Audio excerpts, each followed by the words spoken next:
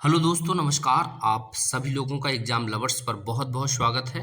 साथियों, आज के इस अहम वीडियो में हम लोग डिस्कस करने वाले हैं जीआईसी प्रवक्ता की जो आपकी वैकेंसी आई हुई है उसमें आपके जो प्रारंभिक परीक्षा होती है और उस प्रारंभिक परीक्षा में आपके जो महत्वपूर्ण भूमिका निभाने वाला सेगमेंट होता है वो होता है सामान्य अध्ययन।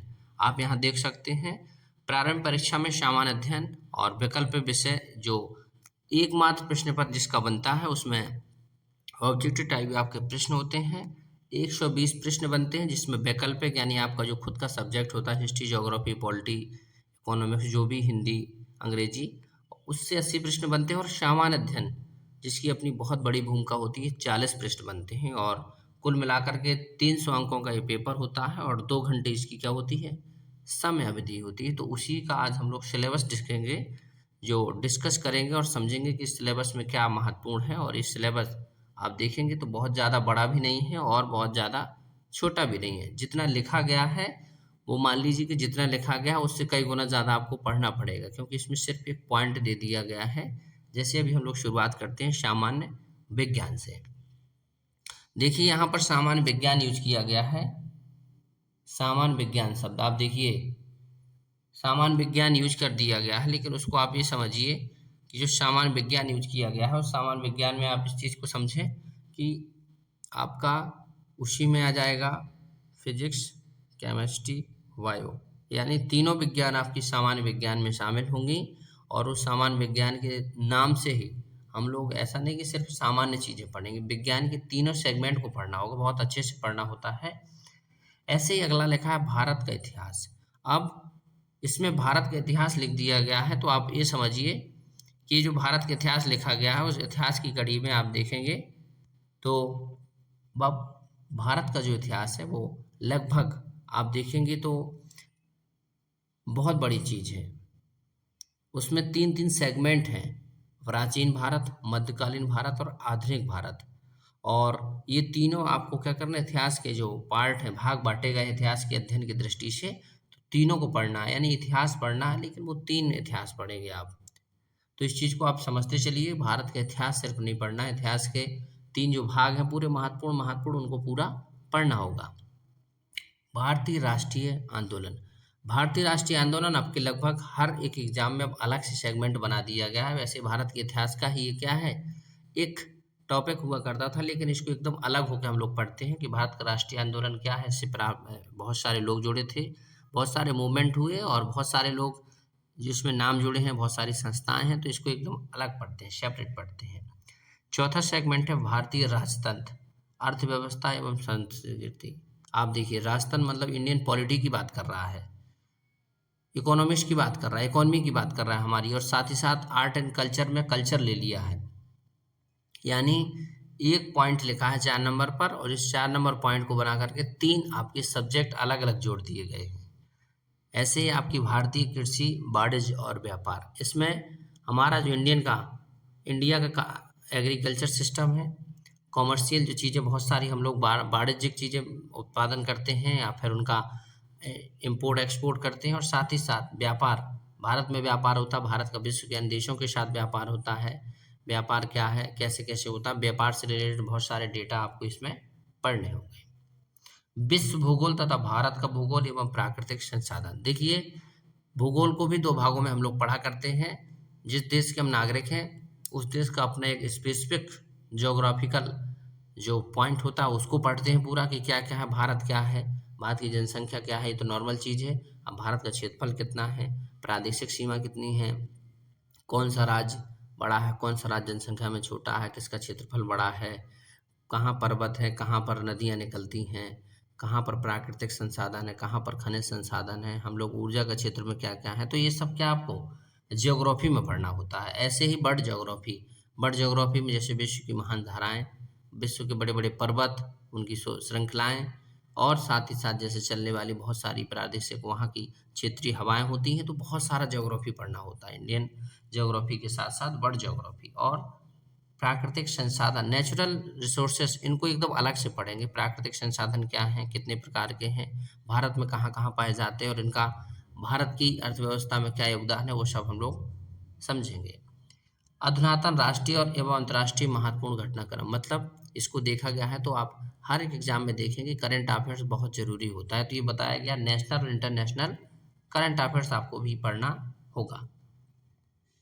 आगे देखेंगे सामान्य बौद्धिक एवं तार्किक क्षमता, इसमें आपकी क्या रीजनेबिलिटी, आपकी गणितीय और रीजनिंग दोनों चीज़ें थोड़ी बहुत 2-4 क्वेश्चन इससे आपके पूछे जाएंगे। हम लोग किसी दिन विशेष दिन आपका प्रीवियस ईयर पेपर हल करते हैं, जीआईसी का जो 2021 में आपका प्रीवियस ईयर पेपर हुआ था उसको।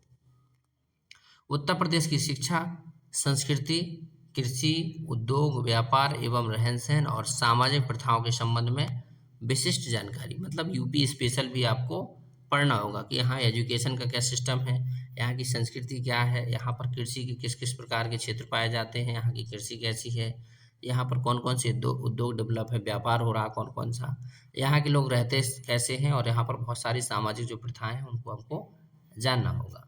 ऐसे ही अब आपका प्रारंभिक गणित, यानी इसके गणित के भी कुछ क्वेश्चन आएंगे जो कि अंकगणित, बीजगणित और रेखा गणित, तीनों से कोई ना कोई क्वेश्चन आपका हो सकता है, चाहे 2 क्वेश्चन हो चाहे 4 क्वेश्चन हो, ये कोई फिक्स नहीं है, लेकिन 3 सेगमेंट से क्वेश्चन आपके पूछे जाएंगे। लास्ट है आपका सामान्य अध्ययन का सेगमेंट 11वां, पारिस्थितिकी तथा पर्यावरण, यानी आपका जो इकोसिस्टम है और एनवायरनमेंट है इसको आपको बहुत अच्छे से पढ़ना होगा। यानी ये पीएससी यूपी पीएससी का सिलेबस है, और ये सिलेबस आप देखेंगे ज़्यादातर आप चाहे यूपी पीसीएस आरओ की तैयारी कर रहे हो, चाहे यूपी पीसीएस की, चाहे खंड शिक्षा अधिकारी आने वाला उसकी, आप जिसकी भी देखेंगे लगभग आपका ये जो सिलेबस है सामान्य अध्ययन का वो क्या है, एक प्रकार से जैसे हम लोग पहले पढ़ते थे डीप में वैसे ही आपको इसमें पढ़ना होगा। 40 नंबर है तो आप समझ सकते हैं कि इसका कितना महत्व है, और ये अपने आप में आपका 1/3 भूमिका निभाता है, क्योंकि 120 नंबर का आपका पेपर होना है, उसमें 40 नंबर इसका अपना पार्ट होगा। देखिए अब इसमें वैकल्पिक विषय भी हैं, तो वैकल्पिक विषय का मतलब आप समझिए, वैकल्पिक विषय आप जैसे सिविल वगैरह की तैयारी करते हैं वहाँ पर ये शब्द यूज होता है। इसमें वैकल्पिक विषय का सिर्फ तात्पर्य है कि आप जिस विशेष सब्जेक्ट से परास्नातक हैं, जैसे हिंदी, संस्कृत, अंग्रेजी, सिविक्स, जैसे कहते हैं कि बायो से हैं आप, साइंस के किसी अलग सेगमेंट से, केमिस्ट्री, फिजिक्स से, तो वो आपको क्या है वैकल्पिक विषय होते हैं आपके। आप इसको भी देख सकते हैं थोड़ा सा। वैकल्पिक विषय के बाद आपका जो मुख्य परीक्षा यानी इसमें क्या है, जीआईसी में रिटन होता है, मेंस होगा, प्री होगा। प्री में लगभग 15 गुना लोग, जो फॉर्म आया है उससे 15 गुना लोग पास किए जाएंगे, फिर 15 गुना लोग मेंस देंगे। उस मेंस की प्रोसेस में आपका पहला प्रश्न पत्र होगा सामान्य हिंदी और निबंध का, 2 घंटे का होगा, और इसमें आपके लगभग जो चीज़ें होंगी वो हिंदी और निबंध से ही रिलेटेड होंगी और 100 मार्क्स के होंगे। दूसरा इसका पेपर होगा वैकल्पिक विषय के रूप में, जो आपका खुद का विषय है, हिंदी से आप है तो हिंदी से देंगे आप, गणित से हैं गणित से, रसायन विज्ञान से रसायन से, सिविक्स से हैं तो सिविक्स से। आप देखिएगा यूपी में सिविक्स यूज किया जाता है, अदर स्टेट में ज़्यादातर पॉलिटिकल साइंस लिखा रहता है, एक ही तात्पर्य है, पढ़ना वही होता है।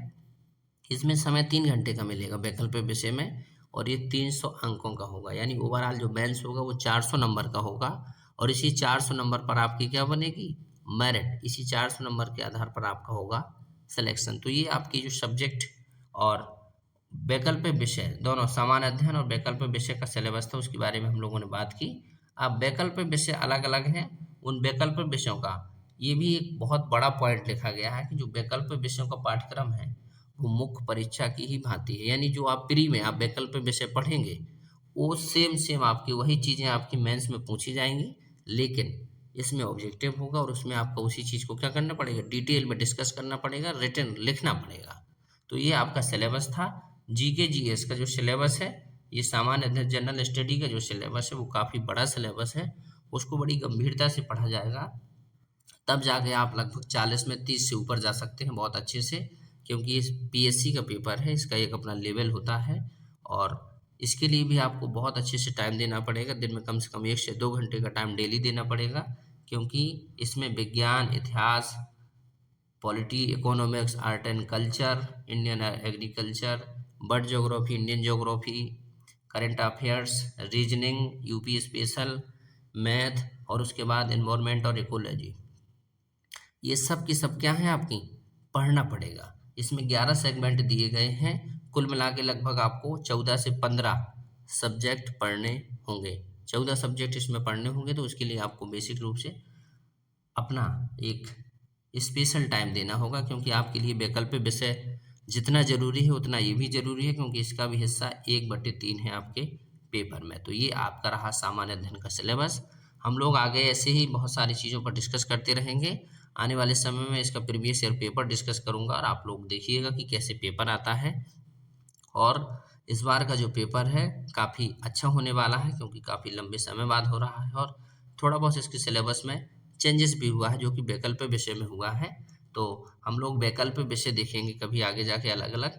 अभी फिलहाल हम लोग सामान्य अध्ययन की बात किए। ये वीडियो आपको कैसा लगा, जानकारी कैसी लगी, ज़रूर बताइएगा। नेक्स्ट वीडियो मिलते हैं, तब तक रखिए अपना ख्याल। Thank you so much. Bye bye, take care.